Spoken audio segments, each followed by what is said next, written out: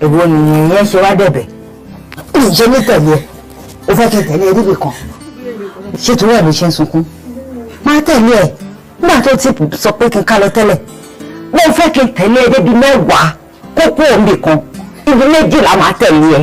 My name is Binta Mogaji. I was born by a Muslim cleric and a very religious mother.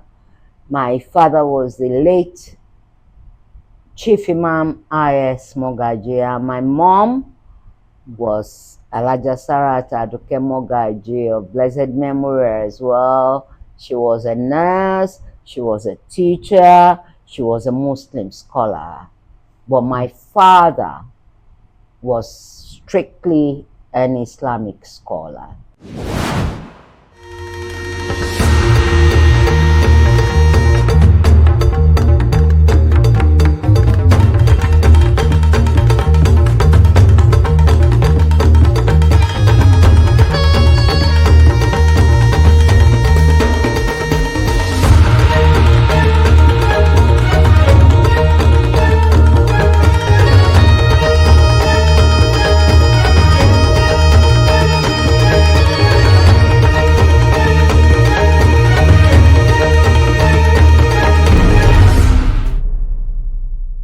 I was kind of wondering, I mean, given your background and the family you came from, the prominence in, in Islamic religion, and I mean, knowing that in those days, for someone to come from my background, to study theater, it's a challenge. Ogunlaye.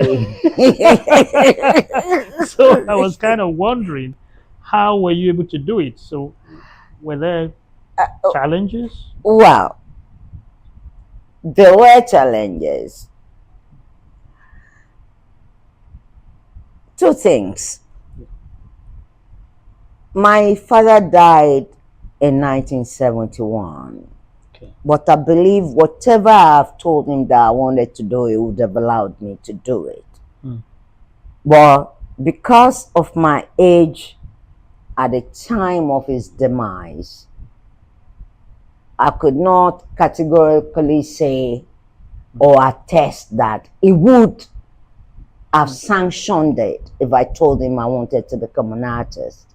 But I knew my father loved me so much. I lived with him, and whatever I want, he forever gave it to me. That's wonderful. But that is aside. Now, growing up, I have a brother who had been in the arts before then. Okay.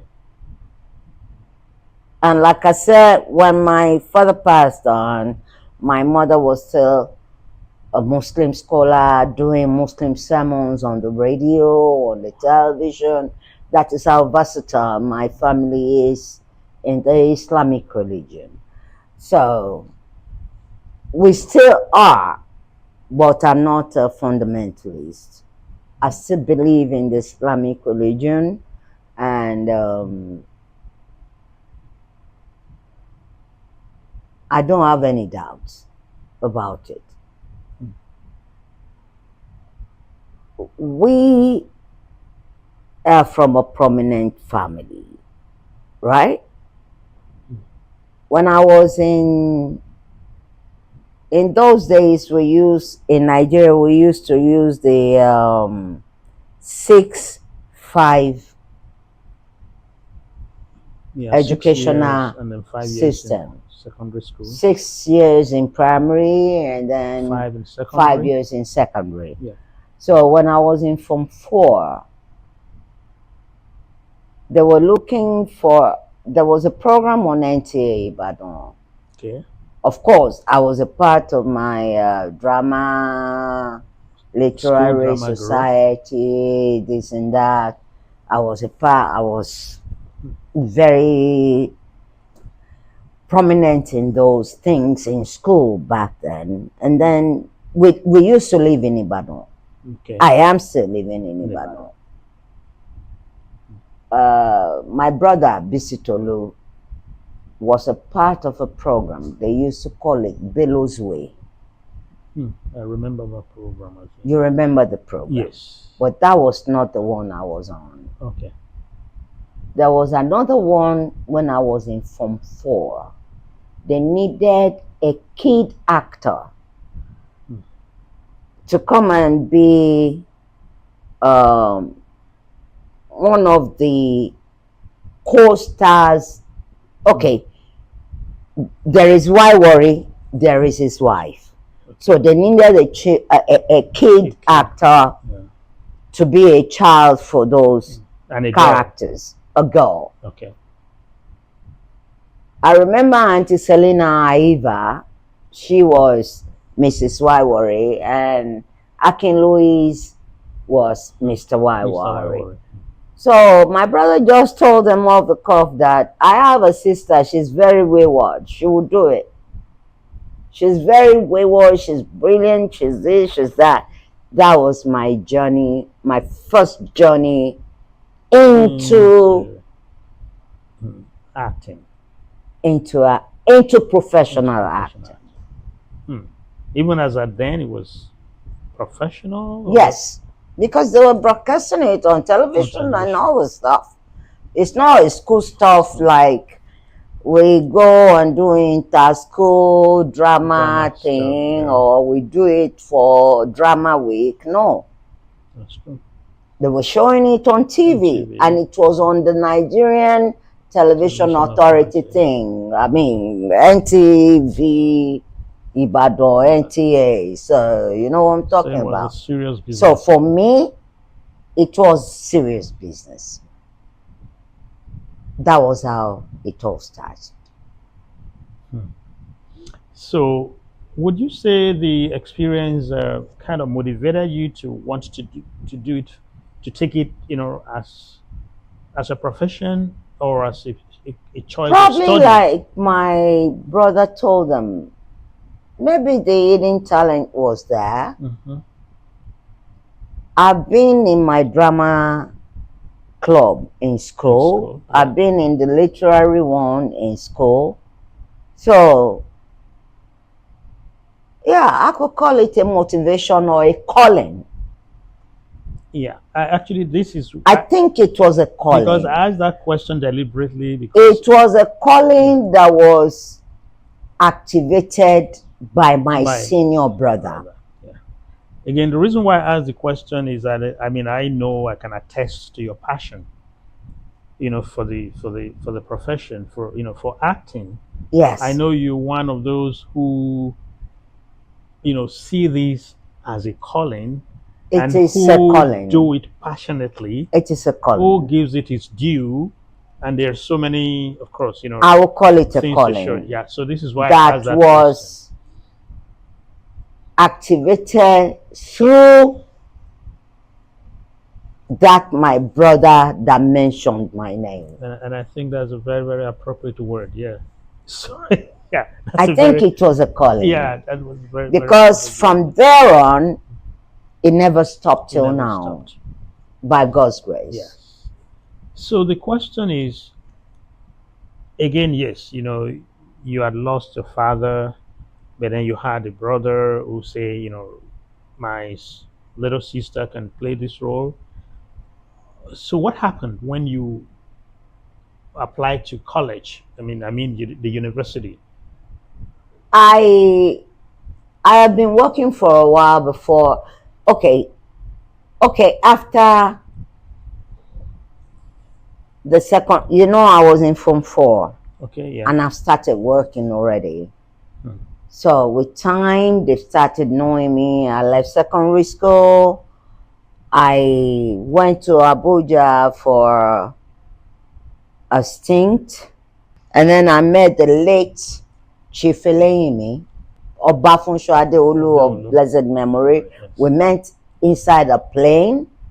And while I was in Abuja, I was reading Yoruba news on TV as a freelance newscaster. Yes. So I read twice in a week.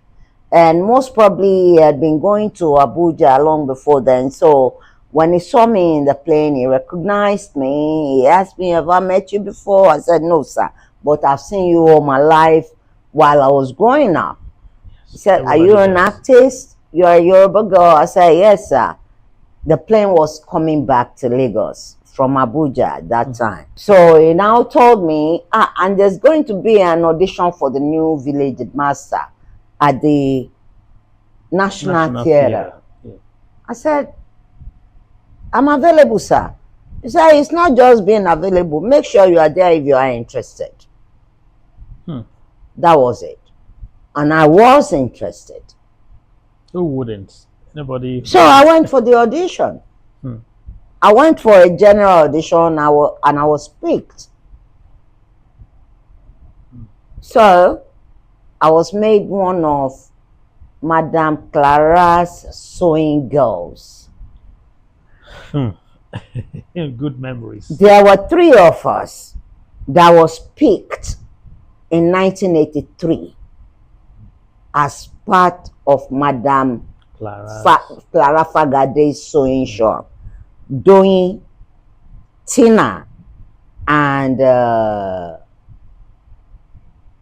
before Folake, I've forgotten the name of the other character. But while I was on Village Headmaster, I was still doing stage plays. Yeah, that's another thing that was, because, I mean, you started on TV, on the media. Yes. So early. And yes. And then, so how do you manage? Transcended. How do you transit to stage? Because it used to be someone From is on stage, stage, then you graduate to, at least you transit to, but it's the other way around. Actually, I started on stage, if you want to consider all the things I've done in school. In school, yes. Yeah, that's true. And like I just said to you, it is a calling. It is a calling. I mean, that's kind of similar. When it is a calling, you can do it. You don't know how it happens. Yeah. Yoruba people. Yeah.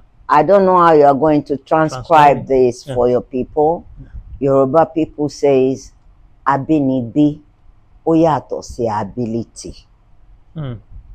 Yeah, I mean, natural inheritance is different from learned skills. This is what that comes naturally, different from what you will learn. So I started doing stage even before I came back to school to do diploma with Professor Adelugba. UI. At UI. Yeah. I thank God I did Fences by August Wilson. I did so many things at USIS. Kudos to my Oga Chuck Mike. Chuck Mike, yeah, he was Oga Jide Ogungbade of blessed memory. Oga Ben Tomoloju. Those were my mentors. The professionals. On stage. The real guru of the field. I trained under the real gurus. Felix Omuni, like I mentioned his name earlier, on stage. Sam Loco. Those were the people who taught me on stage. Before I now went to get certificated for it. Yeah. But I've done a lot of things that my stage plays have earned me awards. When proper movies now came, apart from TV series, TV series were all those ones we were talking about. Yes. Then in 1992, films came. Yeah. In terms of video and stuff. Yes. But films had come on since the day of Ogun days. Yeah. And they were shot on celluloid. Yeah. Yes. Yeah, they were shot on celluloid. And I did one with Uncle Moyo Ogundipe. I know you will remember him too. Yeah. Uncle Mo. Faintly, yeah. Blues for the Prodigal. You remember that thing? Of course I do. I was a part of Blues for the Prodigal. Shoyinka's script writer? Shoyinka was the script writer. Uncle Mo was the director? The director, producer.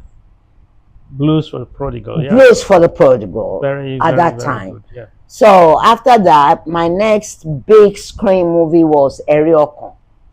Hmm. Real con. Who was the writer of the Prodigal? Uncle Bayo, Kini Bello, Oga Bello, Bayo Okay, Salami, Adebayo Adebayo Salami. Salami. Hmm. That was in 1989. Right.